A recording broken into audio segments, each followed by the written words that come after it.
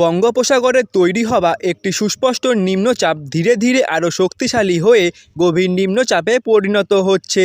এর প্রভাবে ইতিমধ্যেই পশ্চিমবঙ্গ ও বাংলাদেশের বহু এলাকায় শুরু হয়েছে বৃষ্টিপাত। আজ থেকে শুরু করে আগামী কয়েকদিন রাজ্যের প্রায় প্রত্যেকটি জেলাতেই এই ঝড় বৃষ্টি অব্যাহত থাকবে এবং কোথাও কোথাও বজ্রপাতের পূর্বাভাস রয়েছে।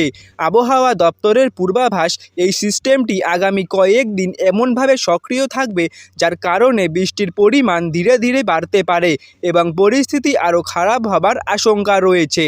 সুপ্রিয় দর্শক, আজও আগামীকাল বাংলার কোন কোন জেলায় বৃষ্টিপাত চলবে এবং কোথায় কোথায় ভারী থেকে অতি ভারী বৃষ্টিপাতের সম্ভাবনা রয়েছে, তো তাই কিন্তু আজ আমি আপনাদের জানিয়ে দেব এই ভিডিওর মাধ্যমে।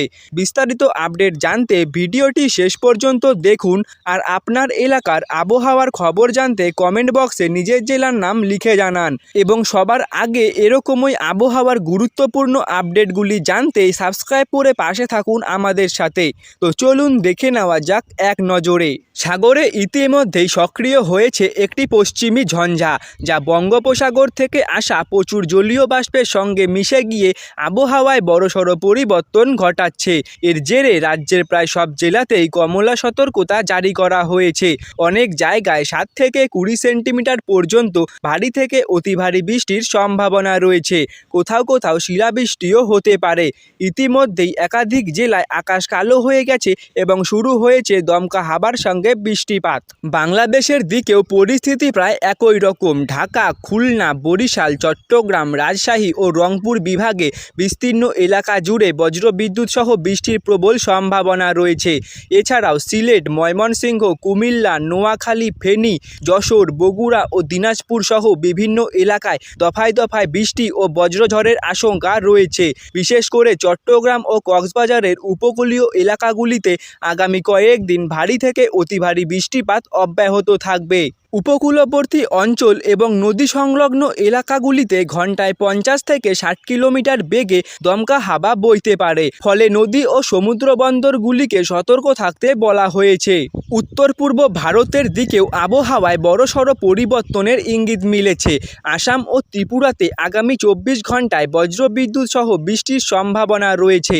আসামের গুয়াহাটি, শিলচর, ডিব্রুগড়, যোরহাট ও তেজপুর সহ বিভিন্ন এলাকায় মাঝারি থেকে ভারী বৃষ্টির সম্ভাবনা রয়েছে।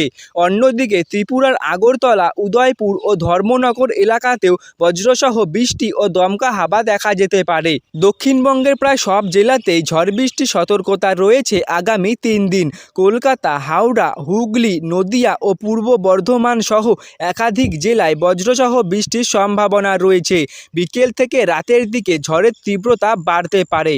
আলিপুর আবহাওয়া দপ্তরের বুলেটিন অনুযায়ী উত্তর 24 পরগনা, দক্ষিণ 24 পরগনা, পূর্ব মেদিনীপুর, পশ্চিম মেদিনীপুর, ঝাড়গ্রাম, পুরুলিয়া, বাঁকুড়া, পশ্চিম বর্ধমান, বীরভূম ও মুর্শিদাবাদ সহ বহু জেলায় বজ্রবিদ্যুৎ সহ হালকা থেকে মাঝারি বৃষ্টি চলবে। উত্তরবঙ্গের দার্জিলিং, জলপাইগুড়ি, আলিপুরদুয়ার ও কোচবিহারে ভারী বৃষ্টির সতর্কতা রয়েছে। এরই সঙ্গে কালিম্পং, উত্তর দিনাজপুর, দক্ষিণ দিনাজপুর ও মালদা এই সব জেলায় দফায় দফায় ভারী বৃষ্টি হতে পারে। পশ্চিম মেদিনীপুর, ঝাড়গ্রাম এবং 24 পরগনায় 30 থেকে 50 কিলোমিটার বেগে দমকা হাওয়া ও বৃষ্টির সতর্কতা জারি করা হয়েছে।